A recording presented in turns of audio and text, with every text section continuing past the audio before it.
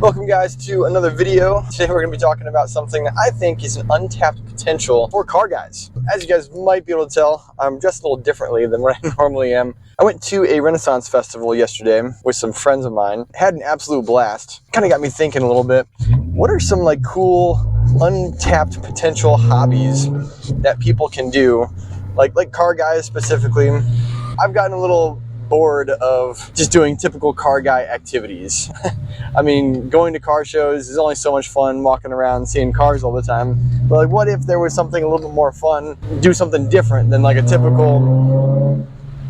a typical car show of sorts. I have some hobbies that I like to do for fun, but I never thought of it as a specific car guy activity. So I kind of came up with a list. These are some things that I'm also kind of doing, but I would love to actually have to do this with a whole bunch of other car guys on top of it, because when you get a group of people together, it's always more fun when you have a group of people doing it. And don't get me wrong, I love doing the typical car guy stuff, modifying my car, going to car shows. It's all a lot of fun. First one that I thought of that would be really fun to do is going to a Renaissance festival. So this is something I started doing last year with a friend of mine. She's been going to different Renaissance festivals for years, and I had never heard about it. Introduced me to it, and I was like, this is actually kind of cool.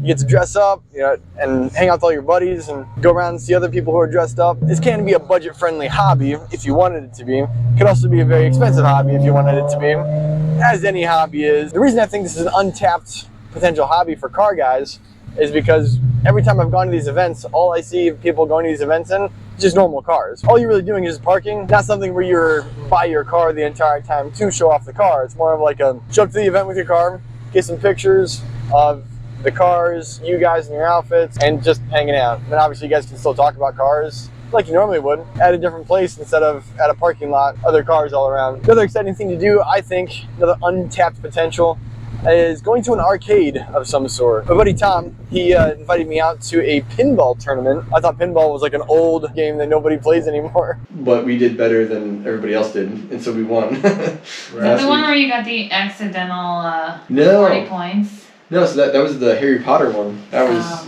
Here's 40 mil. Enjoy that win by 1 million points. This guy, he's killing it with this match. He got 91 million points on the Harry Potter pinball machine. He comes up to me after everything's done, because I think I was player number 1. He's like, dude, you beat me. I was like, oh, okay. Were you 3rd or 4th place or something like that? I got 3rd or 2nd. He's like, yeah, I got 90 million points, and you got 91 million points. And I was like, what do you mean?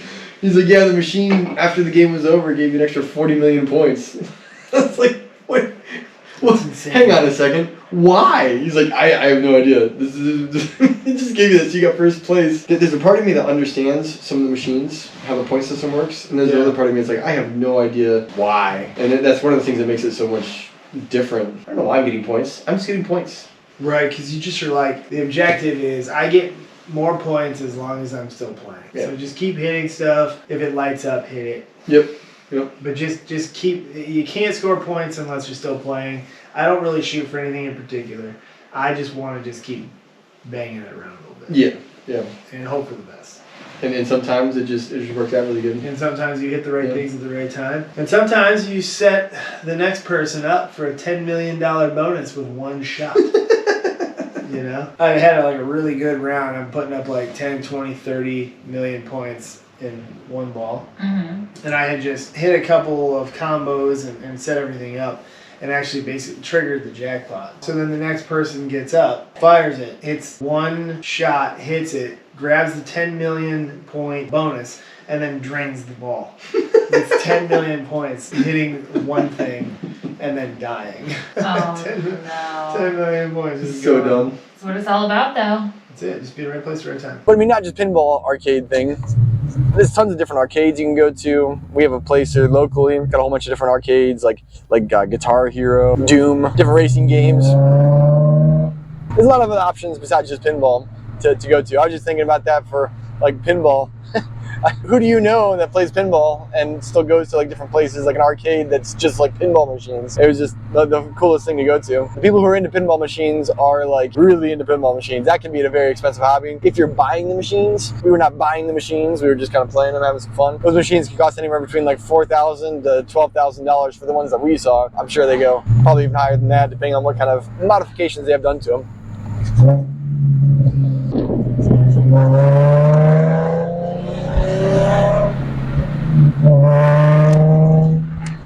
did a game night the other night with a buddy of mine. He had this really cool idea of doing a Texas Hold'em tournament match, but instead of it just being like a buy-in Texas Hold'em game where, you know, it's like 20 bucks to get in, whoever wins the whole pot or something, or you have a first, second, third thing, like a typical Texas Hold'em. He thought it'd be really cool to do like a white elephant Texas Hold'em event. I'd never heard of this. I was like, dude, have you heard of this? You know, people doing this kind of stuff before? He's like, no, dude, I just went to a white elephant gift exchange, and I was like, hang on a second, this could be a poker tournament if you wanted it to be. We did this just the other night. We had like 8 guys over for doing this tournament. I ended up getting 3rd place out of 8 guys. One of the things I've noticed with all the different Texas Hold'em games I've played is kind of once you get to the last few people, the game goes really fast. I've even noticed that for watching some of the Texas Hold'em tournaments that are broadcasted on TV. We were 10 hands in to playing Texas Hold'em. I think I'd won 1 hand before this hand specifically. And everybody was doing kind of low bets. And I knew my buddy's goal was to kind of raise blinds. It could make the game kind of speed up and go a little faster than it actually was. And I was like, dude, I think I'm going to bluff a little bit, do a little bluff. We get the cards first off. We don't even see what's on the table yet. And I'm just going to throw 100 chips down. My goal is just to do that. And then if anything popped up on the table that was against really what I had, or I didn't have anything, I was gonna fold. So I get a 10-3 for this match. And I was like, yeah, this is like nothing, but I'm just gonna throw down 100 chips. And everyone's like, oh my gosh, you can't believe 100 chips. Like, nobody had done that up until this point. And so everybody, like most everybody was like, yeah, I'm in. So like 4 or 5 guys ended up putting in 100 chips as well. So it was a pretty decent pot for that round. The first 3 cards pop up on the table, 3, 7, 3. I was like, holy crap, I got 3 of a kind. Like this is actually a start to a really great match. We have 1,000 chips in the pot currently. We got a guy who's trying to figure out what he wants to do. I love that you started filming while I'm the one that is the one that's about to chicken out. So Scott, tell me, how do you feel about You're not good. Also, you could narrate this any other time. So right now we're looking at I can't do it. Not doing it. The title I am of the bluffing video. so the hard. time I lost 450 chips. When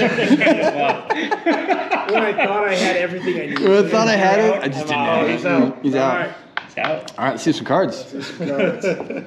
Full house, baby. Yeah. I didn't have anything. You know what I think is the most crazy about this? You were bluffing from the get-go. I was bluffing from the get-go. He was bluffing from the get-go. And you got the, yeah. I got 3 of a kind, and then I got I'm the like 10. really impressed that you Beautiful. actually threw out 100 with no idea. No You got a idea. 10-3 I had flop. no And idea. it worked out. And it worked out. This guy, I can't believe he it. knows, he knows the percentages. Count cards. Yeah. It's a Rain Man over here. He told you 7-2 is the lowest statistic that you're a winner. I shouldn't have had anything. I threw down 100 chips, and like the guys still stay in. They're like, I don't know, I got an ace or I got a king or a queen. I might be able to win just the high card.